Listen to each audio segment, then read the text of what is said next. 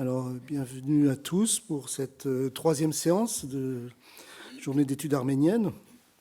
Donc, un après-midi qui sera consacré à des thèmes plutôt liés au patrimoine et à la culture.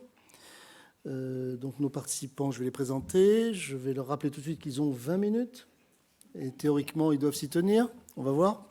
Je vous rappellerai vos obligations.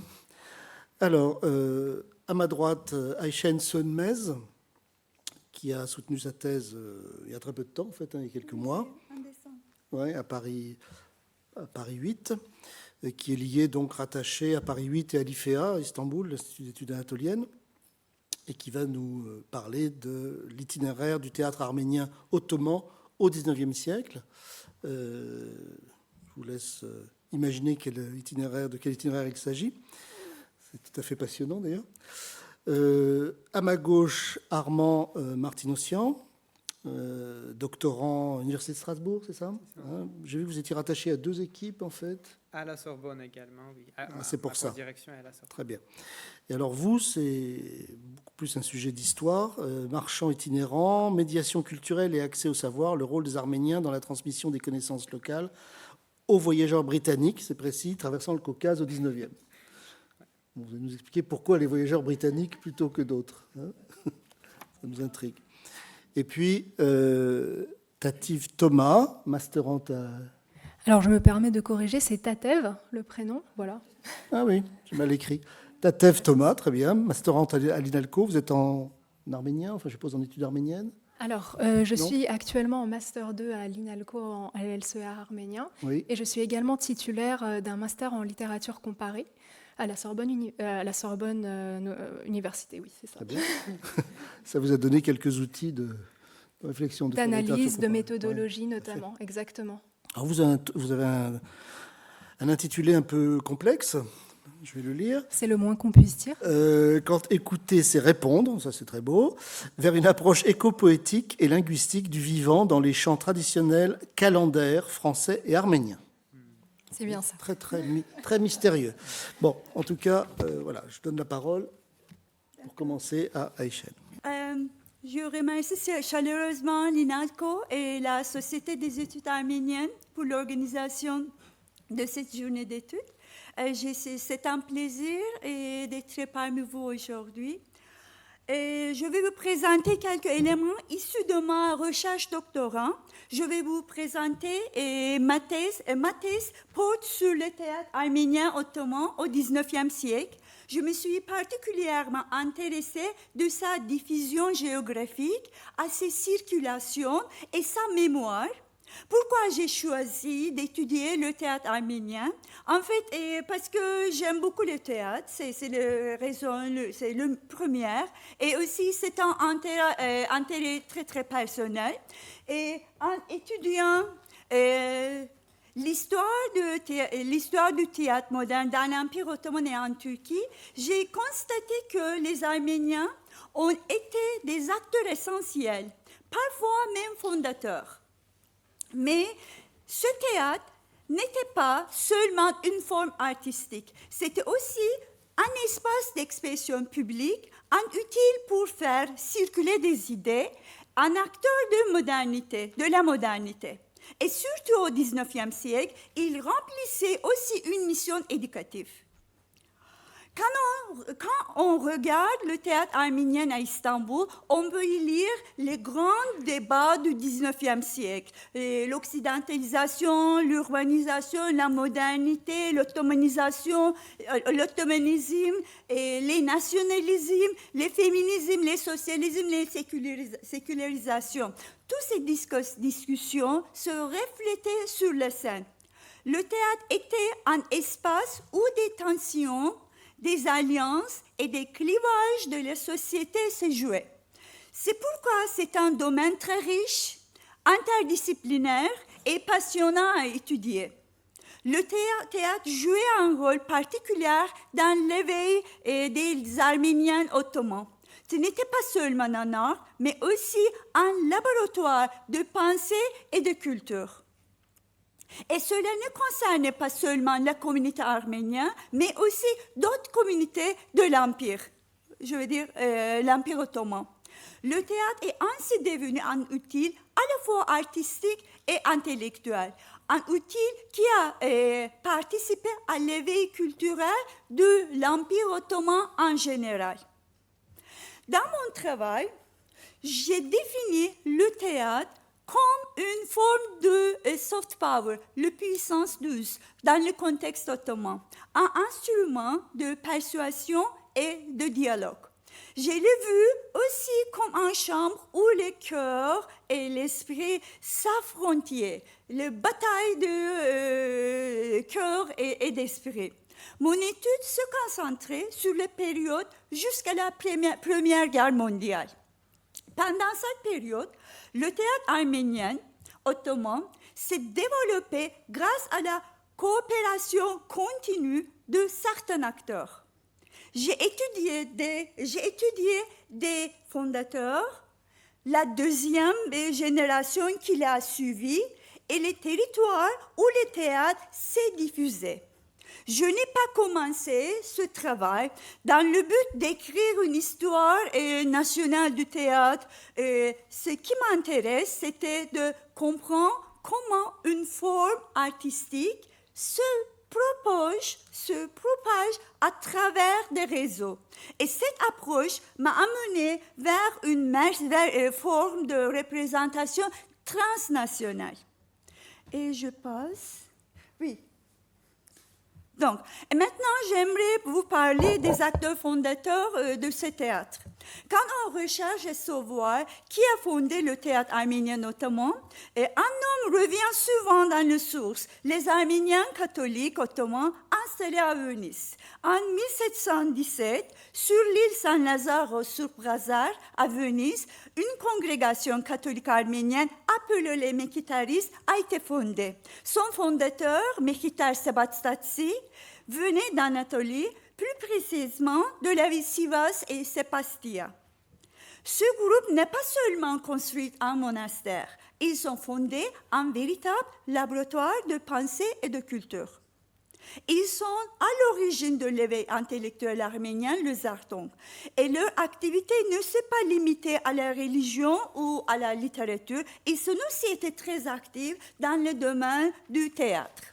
Chaque année, au monastère, des pièces étaient jouées, notamment pendant les cérémonies de remise de diplômes, ou à l'occasion de fêtes comme le Paregentan Mardi Gras. Ils ont écrit des pièces, traduit et adapté des œuvres. Des présentations ont aussi eu lieu dans les écoles civiles, notamment au Collège Mouradien, enfin Mourad Raphaélien, fondé au 1836, pardon. 19e, c'est ça, 18e, 36, oui, c'est ça. Une partie de ces pièces a été publiée dans des revues comme Pasmaweb, qui a commencé à apparaître au 18e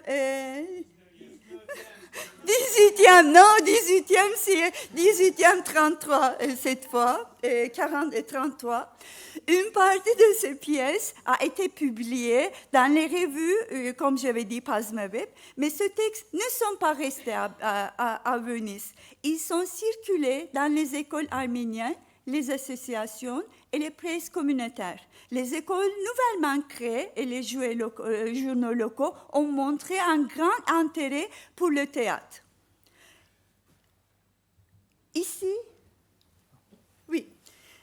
ici vous voyez une carte des écoles catholiques arméniennes fondées jusqu'à l'an 19e. On remarque que leur nombre augmente rapidement après les réformes du Tanzimat et Islahat, surtout après la guerre et Crimée. Oui, nous sommes... Sur la petite île de Saint-Lazare à Venise, un répertoire théâtral très riche s'est développé. Je me suis concentrée sur les périodes allant de 1700, oui, c'est quoi, je ne comprends pas. 1700, Ça, c'est le 18e siècle. oui, non, mais je me suis trompée. Oui. Et, Faut mieux dire la date. on a dit les dates. 1700, oui, 1774 à 1860. Il y a des traces plus anciennes, mais malheureusement, un incendie a détruit les archives les plus anciennes. Durant cette période, entre 250 et 300 représentations théâtrales ont eu lieu. Parmi elles, 22 ont été publiées dans les revues Pazmabep. Les auteurs, traducteurs et metteurs en scène étaient principalement des prêtres enseignants originaires istanbulites. Le répertoire développé à Venise était très, très original. D'un côté, il porte les influences des Lumières européens et des grands classiques du théâtre mondial. Par exemple, Alfieri, Metastasio, Racine, Scribe, Molière, Goldoni, Monti, Shakespeare et Corneille. Mais en même temps, il s'inspirait aussi des traditions populaires ottomanes. Le théâtre d'ombre, comme Karagöz, les conteurs Medda ou encore le Orta-oyunu, le forme de théâtre improvisé. On y sent aussi l'influence du carnaval vénétien, notamment à travers l'esthétique de la comédie dell'arte italienne.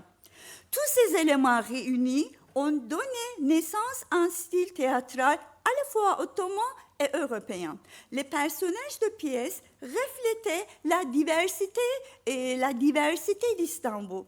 Des Arméniens, des Turcs, des Grecs, des Roms, les Juifs, et des Albanais, des Hayhorom, des Tatars de Crimée, etc. Les personnages arméniens parlaient plusieurs langues, l'arménien, turc, grec. Certains exprimaient même dans le même dialecte régional, j'aimerais dire des parpars. Sur scène, on attendait à la fois l'arménien classique Krapar et l'arménien moderne Ashkarapar. Le public de ces pièces était souvent composé de religieux, mais aussi des fonctionnaires travaillant au monastère de Saint-Lazare et à partir de 1836 au collège de Murat Raphaëlien. De nombreux Arméniens vivant en Venise assistaient aussi aux représentations. Parmi les spectateurs religieux, on trouvait des étudiants arméniens venus de Padoue, Bologne ou Pise, ainsi que des notables d'Arménie venant à Trieste, Livourne et d'autres villes. Même des Arméniens venus de Transylvanie ou de passer à Venise pendant les périodes de Paragentan participaient à ces spectacles. Le monastère de Saint-Lazare était en quelque sorte un lieu de rencontre. On y venait pour apprendre des langues, publier des livres, débattre, se divertir ou soutenir les représentations. Des aristocrates et des membres du clergé d'Istanbul figuraient aussi parmi les spectateurs. Il existe d'ailleurs dans l'archive des monastères des lettres de remerciements envoyées par des sultans ottomans aux mékitaristes pour les services culturels. Je trouve cette information dans le livre de Yervant Baretmanok. Quand on regarde ce répertoire théâtral, on voit qu'il porte la mémoire culturelle, littéraire, religieuse et intellectuelle d'un vaste espace. La Méditerranée orientale, l'Europe de l'Est, les Balkans, la mer Noire, l'Anatolie, le Caucase, l'Iran, l'Inde et la Russie. Et schéma d'acteurs. Je veux maintenant vous parler des acteurs qui ont produit et diffusé cette tradition théâtrale. Dans mon travail, je me suis concentrée sur 3 grands groupes d'acteurs. Oui, l'Église, les négociants, les aristocrates et les bureaucrates. C'est grâce à la collaboration entre ces 3 groupes que le travail des mékitaristes ont pu circuler sur un territoire aussi vaste. En particulier, les aristocrates et les bureaucrates étaient des figures influentes aussi bien dans l'Empire ottoman que dans l'Empire russe. Il avait la capacité de négocier avec le pouvoir impérial, avec le sultan Muhammed. La majorité de membres de cette congrégation étaient des Arméniens ottomans, souvent origine d'Istanbul. Issus de familles riches et influentes, ces acteurs parlaient de nombreuses langues, italien, français, russe, latin et ottoman. Le réseau qu'ils ont construit déposait sur plusieurs centres stratégiques. La première étape de cette accumulation de savoir et de culture était bien sûr Istanbul. Puis, une scène théâtrale arménienne s'est développée en Crimée. Ensuite à Tiflis, puis à Moscou. Ces villes sont devenues de véritables plaques tournantes. Et à partir de ces centres, cette tradition s'est diffusée dans les régions voisines. Elle est même arrivée jusqu'aux États-Unis, à New York. Sur cette carte, vous pouvez voir l'itinéraire du théâtre arménien, c'est-à-dire le parcours qu'il a suivi. Dans mon travail, j'ai observé à quel point les générations formées par la tradition de Venise ainsi que leur production se sont diffusées sur un territoire très vaste. Et je pense qu'il reste encore des lieux à découvrir parce qu'il arrive parfois qu'une source inattendue réveille une nouvelle information. Donc, c'est une recherche qui reste ouverte et en constante évolution. Et cette carte, cette deuxième carte montre les réseaux commerciaux des négociants arméniens. Mais je pense que ce n'est pas seulement ça. On peut aussi la lire comme une carte de diffusion des publications produites par le mouvement de modernisation au XVIIIe et XIXe siècle. Et elle illustre bien l'ampleur et la diversité des réseaux créés par ces acteurs. Cette carte nous rappelle également la diversité linguistique des Arméniens notamment, parce que le théâtre, avant tout, est une affaire de langue. D'après les données que j'ai rassemblées de Kevor Pamukchian, voici les langues utilisées, le théâtre et la presse sur cet vaste territoire. Arménien, parsen, perse, azéri, française, italien, allemand, russe, arabe, turc-ottoman, différents dialectes du turc et l'arménien, et le turc écrit en alphabet arménien. Toutes ces langues étaient parlées, lues et écrites dans les régions que vous voyez sur les cartes. Les idées circulaient donc à travers des langues variées dans des territoires très divers. Je pense qu'il est essentiel de montrer ça parce qu'aujourd'hui, les tensions politiques augmentent, les sociétés se polarisent et les différentes tendent à s'effacer. Donc, mais pourtant, dans le passé, il était une vie culturelle multilangue, multi-identitaire et décentralisée. C'est pourquoi...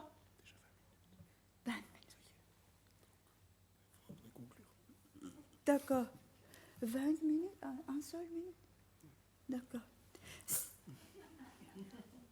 C'est pourquoi mettre en lumière ce passé est une source importante de motivation pour comprendre le présent et imaginer l'avenir. Donc c'est fini pour Non, moi. tu peux prendre 2 ou 3 minutes, mais pas plus. D'accord. En fait, j'ai plané vous expliquer des caractéristiques de chaque plaque tournant, mais je vais passer la conclusion. C'est mieux comme ça. Tu répondras aux questions. Après. Oui, d'accord. Oui. Peut-être, oui, peut-être.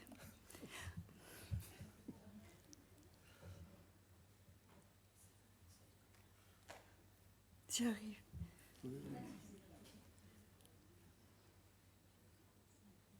Peut-être je peux montrer seulement les slides. C'est le centre, les plaques tournantes du théâtre arménien à Istanbul.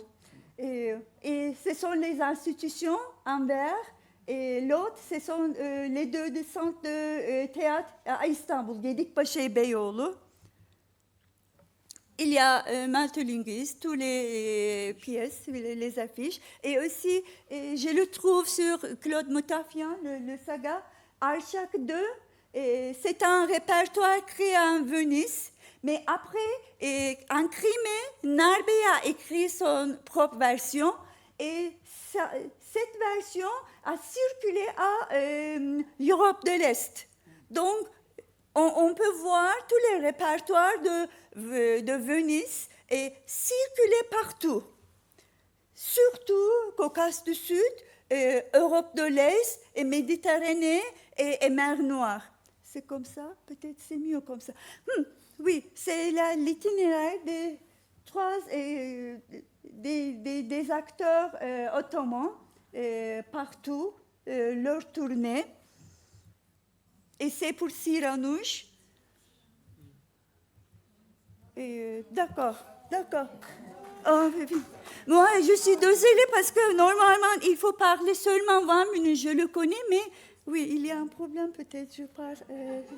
Vous voulez dire trop de choses? D'accord. Merci. Non, non, non.